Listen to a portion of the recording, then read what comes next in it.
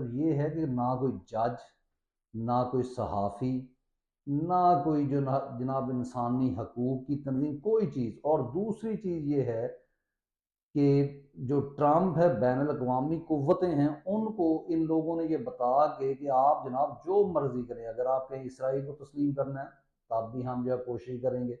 हम आपको मिनरल्स भी देते हैं, हम आपको जनाब पेट्रोल वगैरह और जो मादनियात है, जो कि इन जिस पर सबसे पहला हक उन लोगों का है जो इस मुल्क के रहने वाले हैं, लेकिन नहीं, क्योंकि हम उन्हें भेड़ बकरियों की तरह ट्रीट करते हैं। वो हमारे गुलाम हैं, वो हमारे कहे बगैर कुछ कर नहीं सकते। जब वो एहतजाज के लिए निकलते हैं, हम उन पर गोलियां बरसा देते हैं।